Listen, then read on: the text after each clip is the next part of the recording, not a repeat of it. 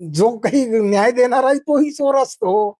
मग न्याय कोणाला मिळणार आहे आणि काय कसं होणार आहे? त्याच्यामुळे आतापर्यंत याची चौकशी झालेली नाही, याच्या पुढे होणार नाही.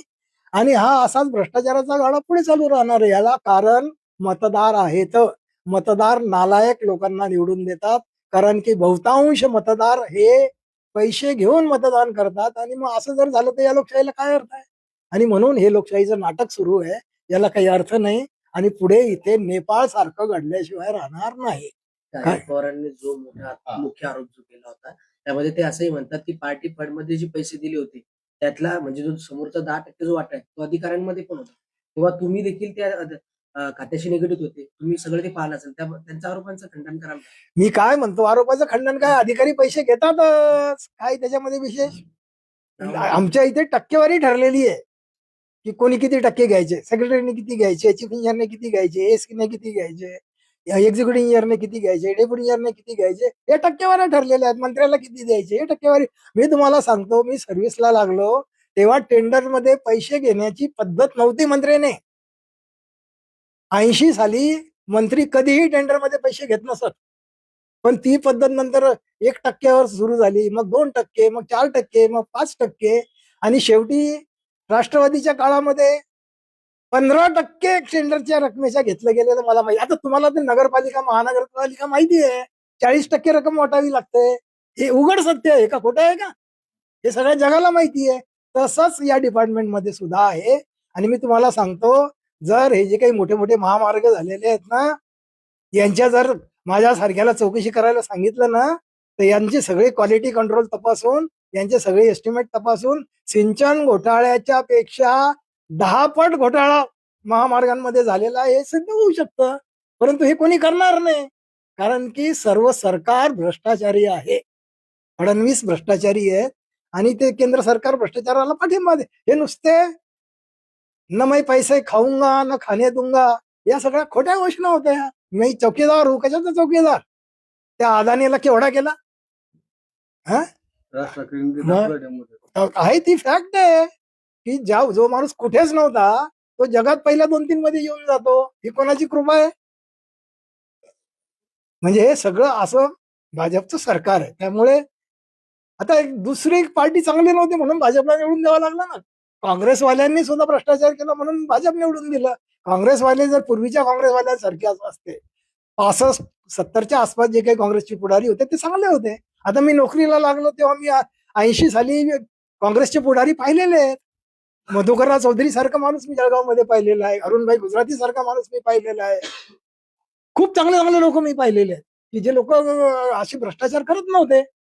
परंतु त्यानंतर सगळी परिस्थिती बदलली आणि भ्रष्टाचारी लोकांना महत्व आलं. भ्रष्टाचारी लोकांनाच तिकीट दिलं जातं, भ्रष्टाचारी लोकांनाच मंत्री बनवलं जातं. आणि ही सगळी चूक आपली आहे, तुमची आमची आहे. मीडिया तरी कुठे चांगलं काम करत आहे? मीडिया सुद्धा तसंच करत आहे. न्याय व्यवस्था सुद्धा आता हे इतके आमदार फोडून एकनाथ शिंदेना घेऊन सरकार स्थापन केलं. न्यायालयाने ऍक्शन घ्यायला नको होती का? चंद्रचूडांनी ते 9 मुद्दे मांडले की जे बेकायदेशीर आहे, ज्याच्यानुसार नार्वेकरांनी हे सरकार बडतर्फ केलं पाहिजे. पण केलं का नार्वेकरांनी बडतर्फ? हे काम चंद्रचूडांनी करायला पाहिजे होतं. पण नाही, मी त्याच्यात हस्तक्षेप करणार नाही असं करून त्यांनी काय केलं? भ्रष्टाचाराला वाव दिला, दुसरं काय केलं? आणि त्यानंतर आपण जे बघतोय सगळं, ज्या पद्धतीने कोर्टाचे निर्णय येत आहेत, याच्यामध्ये सगळं सरकारचा हस्तक्षेप दिसतोय. आणि म्हणून 4ही स्तंभ बहुतांशी, अगदी 90% बरोबर काम करत नाहीये. आणि म्हणून आज देश अधोगतीला गेलेला आहे. आणि असंच चालू राहिलं तर मग आजचा जो तरुण आहे त्याला रोजगार नाहीये, त्याला 2 वेळचं खायची मारामार पडलेली आहे. आज 20-20, 15-15 हजाराच्या नोकरीवर ग्रॅज्युएट, पोस्ट ग्रॅज्युएट लोक काम करतायत. शिपायाच्या नोकरीसाठी पीएचडी झालेले लोक अर्ज करतायत. लोकांना खायला पैसे नाही आहेत, हाल चालू आहेत. आणि अशा पद्धतीमध्ये हे लोक असं हजारो कोटी रुपयांचे भ्रष्टाचार करताय. तर हा तरुण एक दिवस चिडणार नाही का? आणि हा तरुण मग एक दिवस भारताचा नेपाळ करणार नाही का? आणि असं जर त्या तरुणाने केलं तर त्या तरुणाचा काय दोष आहे? आणि म्हणून या पुढाऱ्यांनी पहिल्यांदा सुधारण्याची गरज आहे. हे निर्लज्ज झालेले आहेत आणि या निर्लज्ज लोकांना बहुतांशी, सगळे आहेत असं मी म्हणत नाही, त्याच्यातले 5% चांगले आहेत, पण 95% बेकारच आहेत. आणि मतदारही 95% बेकार आहेत. आणि म्हणून बेकार पुढारी सत्तेवर येतात, बेकार पक्ष सत्तेवर येतात. आणि चांगल्या माणसाला त्रास दिला जातो.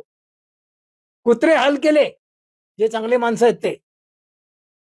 आणि ही सगळी अशी पद्धत भारतात चालू आहे. त्यामुळे कीव करावी अशी व्यवस्था इथे निर्माण झालेली आहे आणि ही सगळी एक दिवस रसातळाला जाणार. आणि ही व्यवस्था उद्या जर तरुणाने उद्ध्वस्त केली तर तरुणांना दोष देऊ नका. आधी हे पुढारी सुधारले पाहिजे, व्यवस्था सुधारली पाहिजे, चारही स्तंभ सुधारले पाहिजे. मीडियाची जबाबदारी अजिबात पार पाडत नाहीये, ही फॅक्ट आहे. न्याय व्यवस्थेने अतिशय कडक धोरण अवलंबलं पाहिजे. आणि मग बाकीचे स्तंभ आहेत त्यांनी त्यांची त्यांची जबाबदारी काही केली पाहिजे. पण आज पुढारीच बिघडलेले आहेत, तर मग सगळी व्यवस्था बिघडणारच आहे. यथा राजा तथा प्रजा, हा सगळा नियम आहे. आणि म्हणून आता हतबल होण्याची स्थिती निर्माण झालेली आहे, निराशाजनक परिस्थिती निर्माण झालेली आहे. आणि पुढे एक 5 वर्षामध्ये तरुण ही सगळी परिस्थिती हातामध्ये घेऊन तरुण बंड केल्याशिवाय राहणार नाही. दुसरा उपाय नाही. ही भ्रष्टाचारी व्यवस्था उखडून टाकावी लागेल आणि हे काम तरुणांना करावं लागेल. खरं म्हणजे IAS IPS लोकांनी ही सगळी जबाबदारी घेतली पाहिजे. IAS IPS लोकांची ही जबाबदारी आहे. पण IAS IPS बहुतांश चांगले IAS IPS आहेत ना, तर तुकाराम मुंडे सारखे मी अनेक चांगले ऑफिसर्स पाहिलेले आहेत.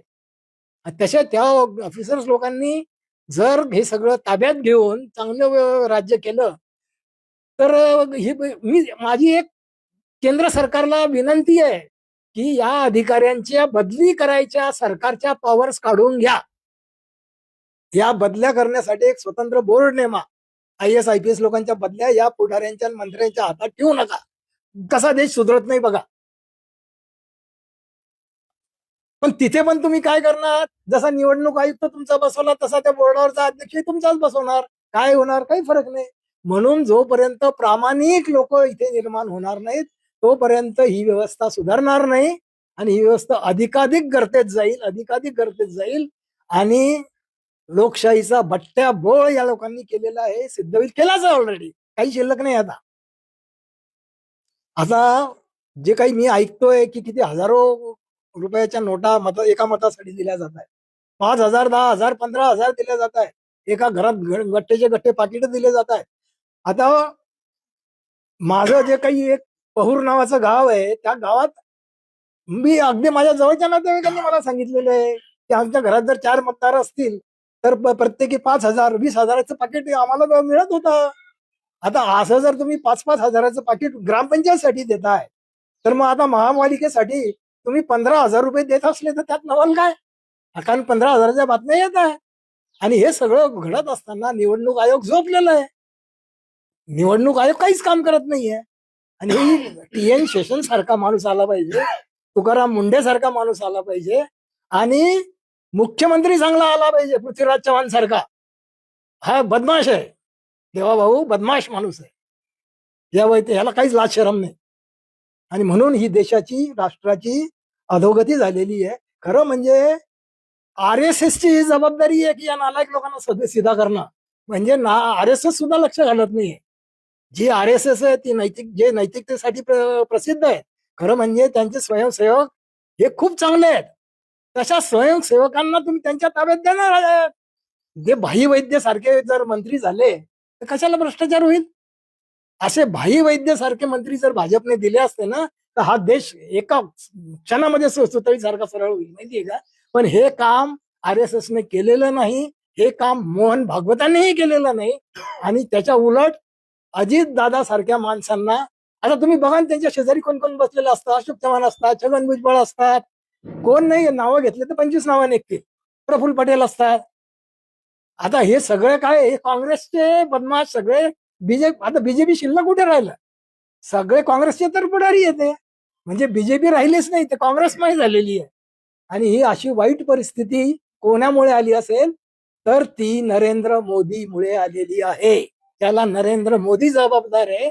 आणि येणाऱ्या इतिहासामध्ये नरेंद्र मोदीचं इतिहासात काळ्या अक्षरात नाव लिहिलं जाईल की या माणसाने भ्रष्टाचाराला पाठीशी घातलेलं आहे.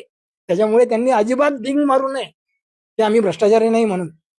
आणि हे सगळं रसातळाला एक दिवस जाईल, यात काही शंका नाही. यांच्याविषयी जितकं बोलावं तेवढं कमी आहे. आणि यांना काहीच लाज लज्जा नाही. आज चांगले लोक 65% आहेत, 95% बाद लोक आहेत. त्याच्यामुळे या बाद लोकांविषयी बोलण्यात काय अर्थ? यांना काहीच फरक, दगड आहे ते सगळे. यांना कितीही तुम्ही हे केलं ते सुधारणार नाही. थँक्यू.